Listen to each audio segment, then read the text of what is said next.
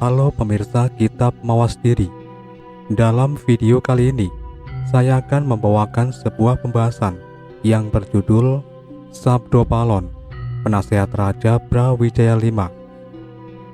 Semoga pembahasan ini dapat menjadi pengetahuan untuk kita semua.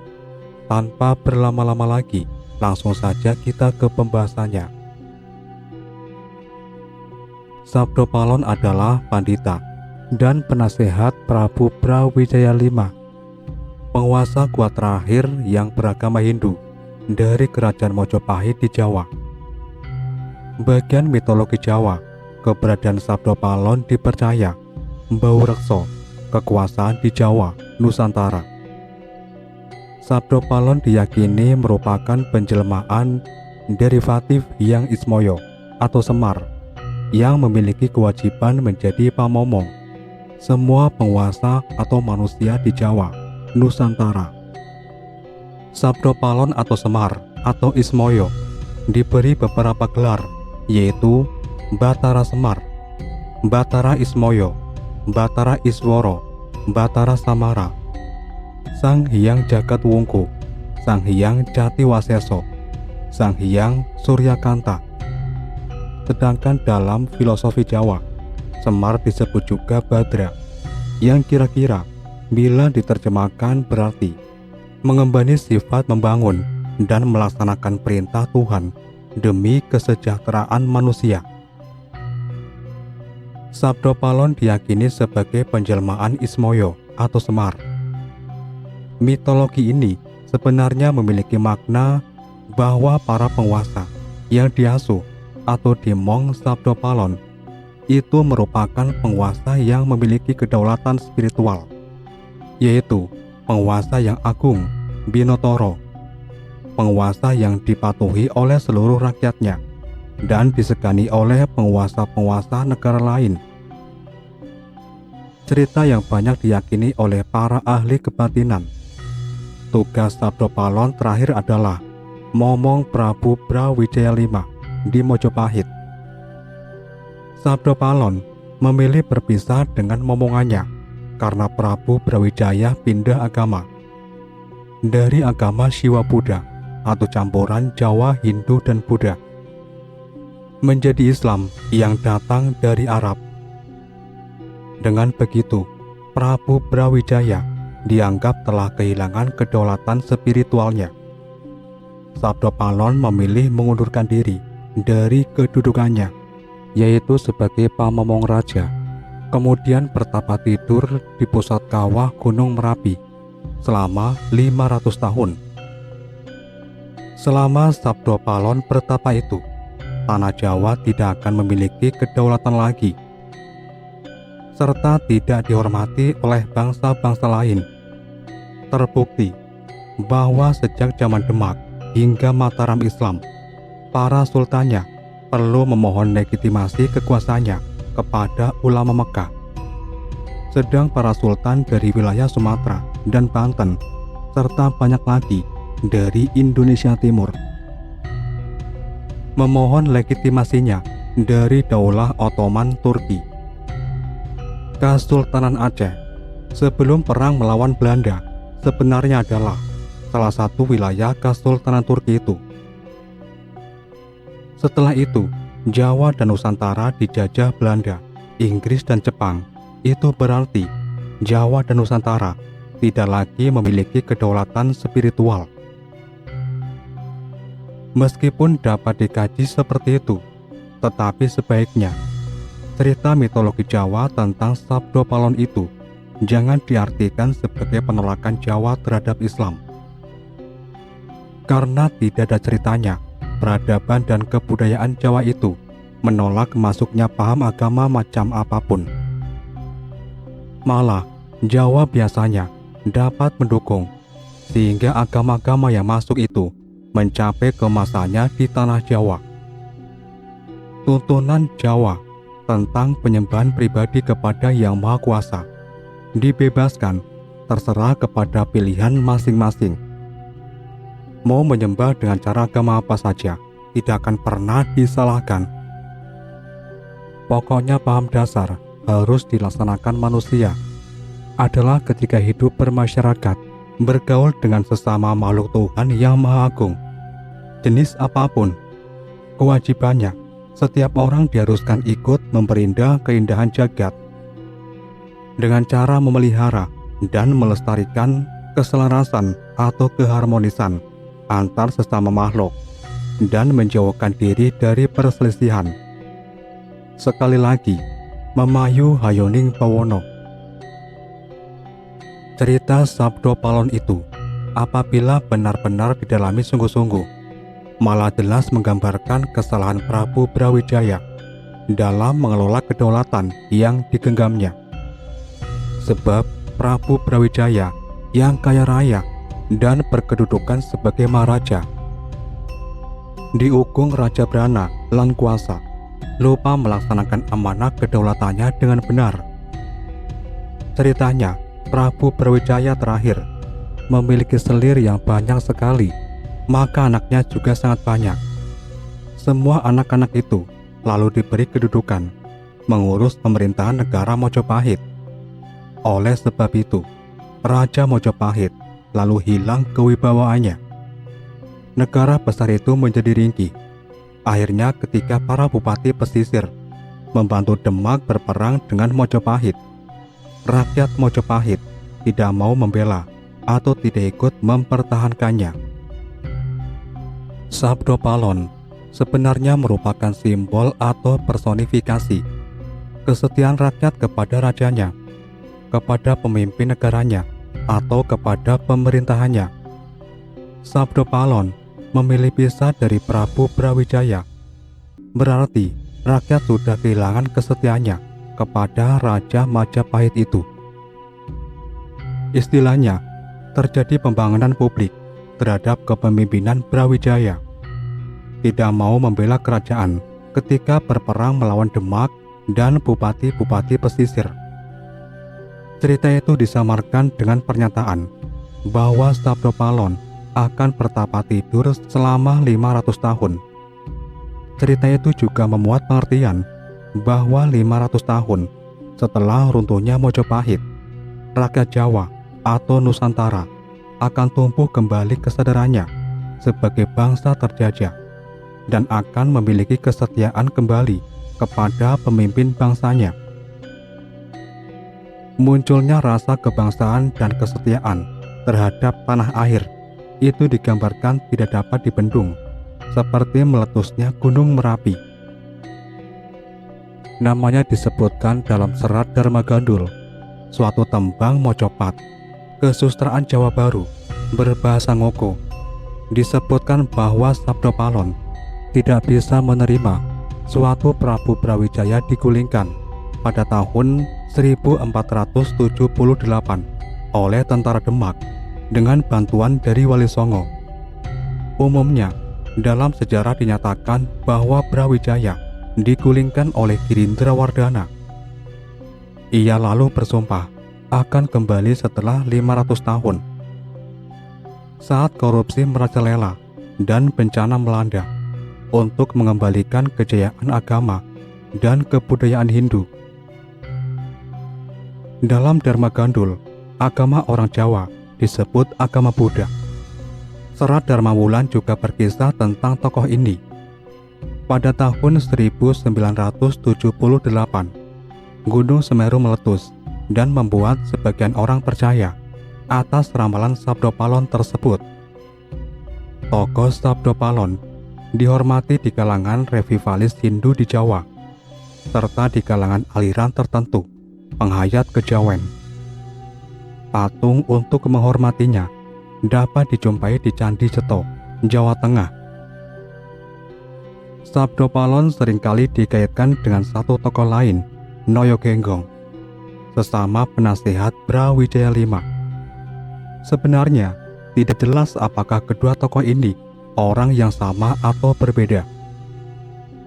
Sabdo Palon Noyo Genggong sebagai penasihat spiritual Prabu Brawijaya V yang memerintah pada tahun 1453 hingga 1478 tidak hanya dapat ditemui di dalam serat Dharma Gandul saja, Namun di dalam bait-bait terakhir ramalan Joyoboyo 1135 hingga 1157 juga disebut-sebut, yaitu bait ke-164 dan 173 yang menggambarkan tentang sosok putra Patra Indra sebagai berikut. Mumpuni sekabehing laku nukel tanah Jawa kaping pindho, ngerake jin setan kumoro prewangan, para lelembut ke bawah perintah. Saiko proyo kinen ambantu menungso Jawa pada asesanti Tri Sulaweda, landepe Triniji Suci, bener, jejeg, jujur, kadereake sabdo palon lan noyo genggong, yang artinya menguasai seluruh ajaran, memotong tanah Jawa kedua kali, mengerahkan jin dan setan. Seluruh makhluk halus berada di bawah perintahnya, bersatu padu membantu manusia Jawa, berpedoman pada Tri Sulaweda. Tajamnya Tritunggal nan suci, bener, lurus, jujur, didampingi sabdo palon dan noyo genggong. Ngluruk tanpa bolo, yen menang tan ngasorake liyan. Para kawula padha suka-suka merga adiling pangeran wis teka. Ratune nyembah kawula angagem Tri Sulaweda. Para pandita hiya pada muja, yaiku momongane kaki sabdo palon sing wis aduwirang nanging kondang. Genaha kacetha kanthi jingklang. Nora ana wong resula kurang, iya iku tandane kalabendu wis minger. Canti waktu jejering kalamukti, andayani indring jagat raya pada asung bekti, yang artinya menyerang tanpa pasukan, bila menang tak menghina yang lain. Rakyat bersukaria karena keadilan yang kuasa telah tiba. Raja menyembah rakyat, bersenjatakan Tri Sulaweda. Para pendeta juga pada memuja. Itulah asuhannya sabdo palon yang sudah menanggung malu tetapi termasyur.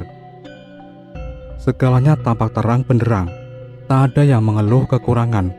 Itulah tanda zaman kala penduh telah usai, berganti zaman penuh kemuliaan.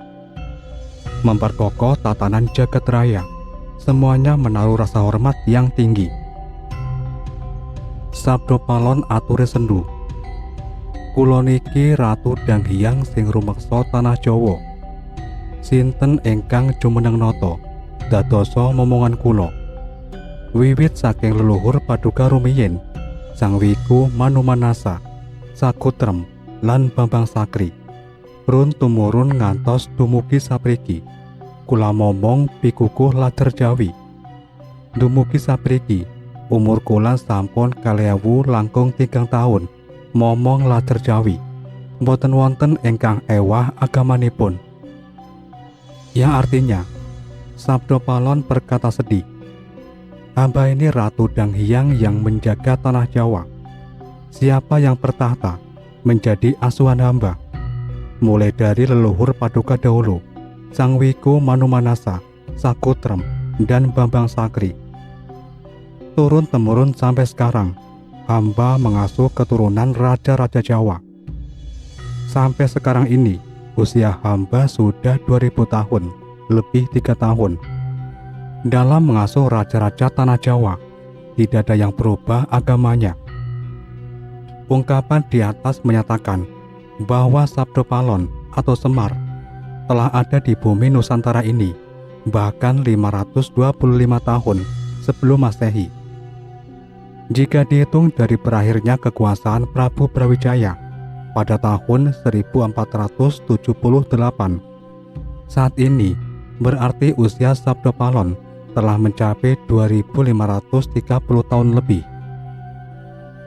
Setidaknya, perhitungan usia tersebut dapat memberikan gambaran kepada kita. Walaupun angka-angka yang menunjuk masa di dalam wasiat leluhur sangat toleransif sifatnya. Di kalangan spiritualis Jawa pada umumnya, keberadaan Semar diyakini berupa suara tanpa rupa. Namun secara khusus, Bagi yang memahami lebih dalam lagi, keberadaan Semar diyakini dengan istilah mencolo putro mencolo putri. Artinya dapat mewujud dan menyamar sebagai manusia biasa dalam wujud perlainan di setiap masa. Namun dalam perwujudannya sebagai manusia, tetap mencirikan karakter Semar sebagai sosok begawan atau pandita. Hal ini dapat dipahami karena dalam Kawaro Jawa dikenal adanya konsep menitis dan cokro manggilingan. Dari apa yang telah disinggung di atas, kita telah sedikit memahami bahwa Sabdo Palon sebagai pembimbing spiritualis Prabu Brawijaya merupakan sosok Semar yang nyata. Menurut Sabdo Palon dalam ungkapannya dikatakan, Paduka punopo kekilapan datang nama kula Sabdo Palon. Sabda tegesipun pamuwus, palon pikukuh kandang, noyo tegesipun ulat, genggong langgeng boten ewa. Dados wicanten kula punika kenging kangge pikekah ulat pasemonging tanah Jawi, langgeng selaminipun. Yang artinya, apakah Paduka lupa terhadap nama saya Sabdo Palon? Sabda artinya kata-kata, palon adalah kayu pengacing kandang, noyo artinya pandangan, genggong artinya langgeng, tidak berubah. Jadi ucapan hamba itu berlaku sebagai pedoman hidup di tanah Jawa, langgeng selamanya. Seperti halnya Semar, telah banyak dikenal sebagai pamomong sejati yang selalu mengingatkan bila mana yang diemongnya salah jalan, salah berpikir, atau salah dalam perbuatan, terlebih apabila melanggar ketentuan-ketentuan Tuhan Yang Maha Esa. Semar selalu memberikan piulangnya untuk bagaimana berbudi pekerti luhur selagi hidup di dunia fana ini sebagai bekal untuk perjalanan panjang berikutnya nanti. Jadi, Semar merupakan pamomong yang tuturi handayani, menjadi tempat bertanya karena pengetahuan dan kemampuannya sangat luas, serta memiliki sifat yang bijaksana dan rendah hati, juga waskito atau ngerti sadurunge winara. Semua yang disabdakan Semar tidak pernah berupa perintah untuk melakukan, tetapi lebih kepada bagaimana sebaiknya melakukan. Semua keputusan yang akan diambil diserahkan semuanya kepada tuannya. Semar atau kaki Semar sendiri memiliki 110 nama. Di antaranya adalah Ki Sabdo Palon, Sang Hyang Ismoyo, Ki Bodronoyo, dan lain-lain. Dalam serat Darmo Gandul diceritakan episode perpisahan antara Sabdo Palon dengan Prabu Brawijaya karena perbedaan prinsip. Sebelum berpisah, Sabdo Palon menyatakan kekecewaannya dengan sabda-sabda yang mengandung prediksi tentang sosok masa depan yang diharapkannya. Berikut ungkapan-ungkapan itu, yang artinya, Paduka perlu paham, jika sudah berganti agama Islam, meninggalkan agama Buddha, keturunan Paduka akan celaka. Jawi atau orang Jawa yang memahami Kawaro Jawa, tinggal Jawan atau kehilangan jati diri Jawanya. Jawinya hilang, suka ikut-ikutan bangsa lain. Suatu saat, tentu akan dipimpin orang Jawa atau Jawi yang mengerti. Sang Prabu diaturi ngeyektosi, ing besok yen ana wong Jawa ajeneng tuwa, agemaning Kawaro, yaiku sing diemong Sabdo Palon. Wong Jawan arep diwulang, weruha marang bener luput. Yang artinya, Sang Prabu diminta memahami, suatu saat nanti, kalau ada orang Jawa menggunakan nama tua atau sepuh, berpegang pada Kawaro Jawa, ya, itulah yang diasuh oleh Sabdo Palon. Orang Jawan atau yang telah kehilangan Jawanya akan diajarkan agar melihat benar salahnya. Dari dua ungkapan di atas, Sabdo Palon mengingatkan Prabu Brawijaya bahwa suatu ketika nanti akan ada orang Jawa yang memahami Kawaro Jawa atau tiang Jawi. yang akan memimpin bumi Nusantara ini. Juga dikatakan bahwa ada saat nanti datang orang Jawa asuhan Sabdo Palon yang memakai nama sepuh atau tua, bisa jadi mbah, aki, ataupun eyang, yang memegang teguh Kawruh Jawa akan mengajarkan dan memaparkan kebenaran dan kesalahan dari peristiwa yang terjadi saat itu dan akibat-akibatnya dalam waktu berjalan. Hal ini menyiratkan adanya dua sosok dalam ungkapan Sabdo Palon tersebut yang merupakan sabdo prediksi di masa mendatang, yaitu pemimpin yang diharapkan dan pembimbing spiritual atau seorang pandito, ibarat Arjuna dan Semar atau juga Prabu Parikesit dan Begawan Abhyasa. Lebih lanjut diceritakan, Sang Prabu kersane arep ngrangkul Sabdo Palon lan Naya Genggong, nanging wong loro mau banjur musnah, yang artinya Sang Prabu berkeinginan merangkul Sabdo Palon dan Naya Genggong, namun dua orang itu kemudian raib. Sang Prabu hanya heran dan bingung, kemudian berkata kepada Sunan Kalijaga, "Gantilah nama Blambangan menjadi Banyuwangi.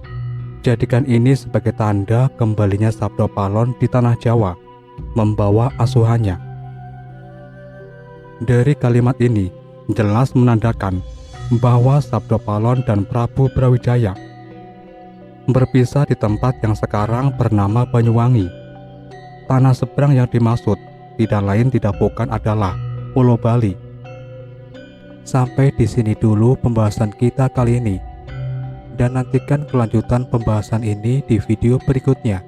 Tetap di channel Kitab Mawas Diri.